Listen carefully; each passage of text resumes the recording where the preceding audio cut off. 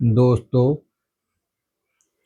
सभी सनातन बहनों और भाइयों का SB यूट्यूब स्टूडियो 4215 में स्वागत है।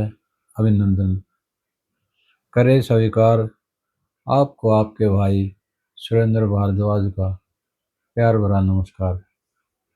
दोस्तों,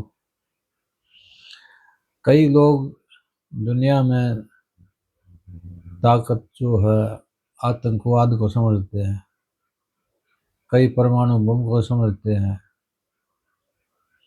कई फिजिकली अपनी ताकत गुंडागर्दी को समझते हैं, लेकिन असली ताकत जो है ज्ञान की होती है और प्रगति की।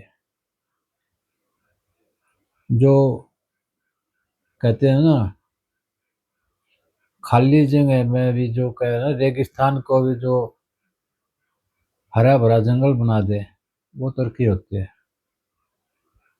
तो मैं आज एक जापान के बारे में थोड़ी ही चर्चा करना चाहूँगा। जापान के बारे में उससे पहले एक कहावत है, संपत्ति पैसा उपलब्धि प्रतिष्ठा सम्मान पद कुछ भी मायने नहीं रखता। अगर आप खुश नहीं हैं, जिंदगी की सबसे पहली जरूरत है आपका खुश रहना। असली बात तो यह है कि जब आदमी खुश नहीं होगा, निराशा होगी, तो वो जो संपत्ति, जो प्रॉपर्टी, जो अर्जित जो हम कर रहे हैं, उसका कोई महत्व नहीं रहता। कहते हैं कि जापान जो था सेकंड वर्ल्ड वॉर में, अब हम सब हिरोशिमा नागासाकी उन दोनों जगहों के बारे में बात करते हैं।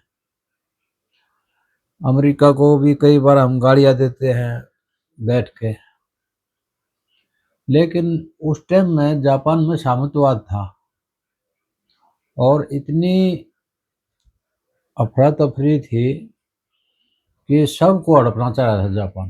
जापान उस टाइम में एक खूंखार शेर की तरह था। कहते हैं 1941 में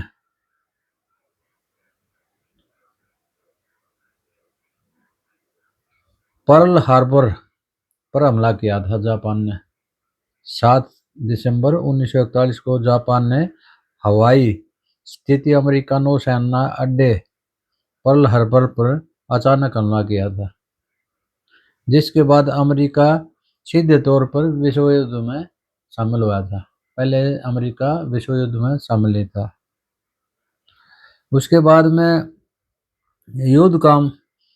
युद्ध का मोड़ और पतन।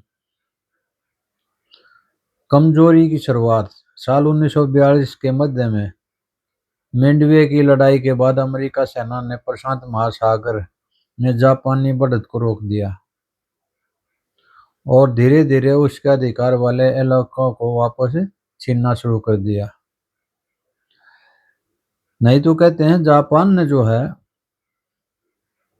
1939 में जापान ध्रुवीय राष्ट्र था, मतलब सेंटर था उस टाइम लड़ाई का, एक्सेस पावर का मुख्य हिस्सा था, जिसने शुरुआत में एशिया प्रशांत क्षेत्र में भारी विजय प्राप्त की थी, जिसमें कहते हैं कि चाइना पर भी, इस पे कई देशों पर कब्जा कर लिया था उसने। फिर परमाणु,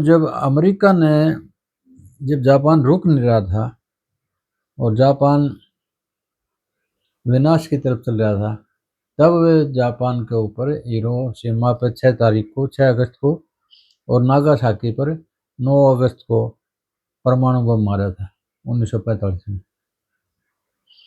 लेकिन युद्ध के बाद मित्र राष्ट्रों का कब्जा हो गया फिर जापान पे।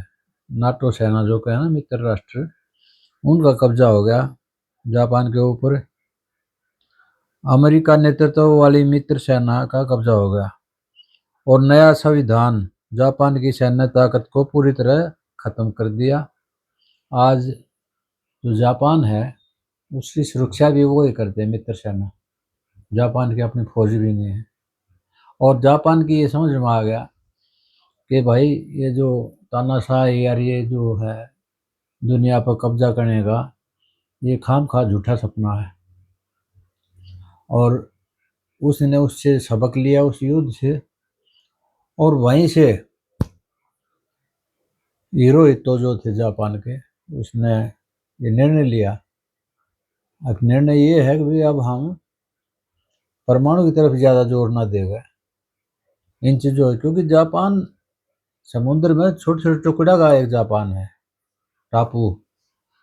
तो उसको ये पता लग गया अगर मैं ज़्यादा इन चीज़ों में घुसा तो मेरा विनाश सबसे पहले हो जाएगा। फिर उसने टेक्नोलॉजी में, ऑटोमोबाइल में और इलेक्ट्रॉनिक्स में अपने देश की ताकत बनाई। आज उसको ना तो फौज की जरूरत है ना किसी चीज़ की। जब जरूरत है तो कुछ और देशों को जरूरत है जो जो जापान की तरफ देखते हैं एक अच्छे नज़रिए से, टेक्नोलॉजी के नज़र से। अगर उसके पास ये है हम उससे ये ले लेंगे, वो हमारे से ये ले लेगा, व्यापारी नज़र से। तो मैं यही कहना चाहूँगा भाइयों कि जो हम भी जो समाज में भी ऐसे ही हैं, ये जो अफरा तफरी, जो गुंडागर्दी या अपनी झूठी नकली ताकत बना कर जो थोड़ा पैसा आ गया तो जो करते रहते हैं, ये कोई ताकत नहीं है। ताकत होती ज्ञान की। जैसे जापान ने सबक लिया, ऐसे ही इंसानियत सबसे बड़ी चीज़ है और ज्ञान सबसे अच्छी चीज़ है। ज्ञान से जो अर्जित होता है ना जो चीज़ मेहनत से, वो सबके लिए जो काम आती है, असली पूंजी वही है, ताकत वही होनी चाहिए। आज का मेरा यही था एक छोटा सा मैसेज। मैं आज जापान को देखो दोबारा, जो बर्बाद हो गया था वो देश।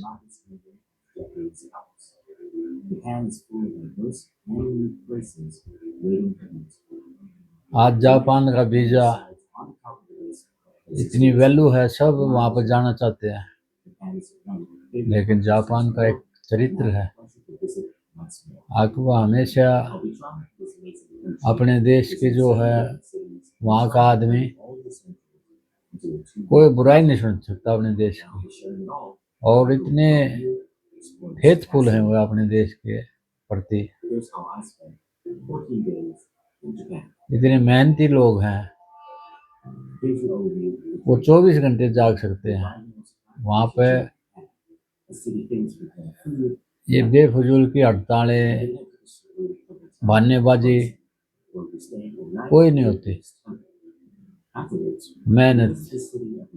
ऐसे ही 1949 में जापान से आज़ाद हुआ चाइना है, क्योंकि रोने से कुछ नहीं होता,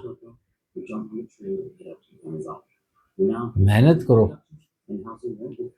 और लड़ाई झगड़े से कुछ नहीं होता। शांत मन से काम करो, हमेशा अच्छा होगा। सभी भाइयों के लिए आज का मेरा यही मैसेज था, अगर भाई ताकत जो है, ताकत ज्ञान की बनाओ।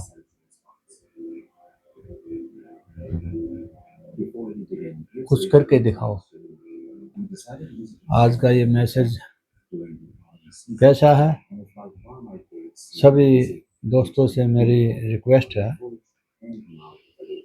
कि ये जो कोशिश जो मैं कर रहा हूँ थोड़ी ही,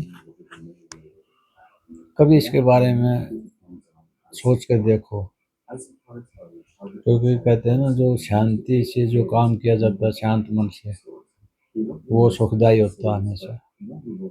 जल्दबाजी में किसी के बहकावे में गलत काम करना, नकली ताकत दिखाना कुछ नहीं है। जब गैदरिंग होती है ना, जब हम स्कूल में पढ़ते हैं, कॉलेज में जाते हैं, तो कुछ लोग इकट्ठे हो गए, किसी की हम पिटाई भी कर देते हैं। छोटा है वहाँ शुरुआत है ये वहाँ की, मैं बता रहा हूँ। लेकिन जब हम पर्सनल होते हैं, अकेले होते हैं, जब हम एक स्टेज आ जाती है, हमारी शादी हो जाती है, बच्चे होते हैं, हम डरते फिरते हैं। फिर अब भाई मेरे पीछे मेरा परिवार है, तो हमेशा शांत मन से काम करें, देश का भी काम आएगा और अपने भी फायदा होगा। सभी भाइयों को जय हिंद,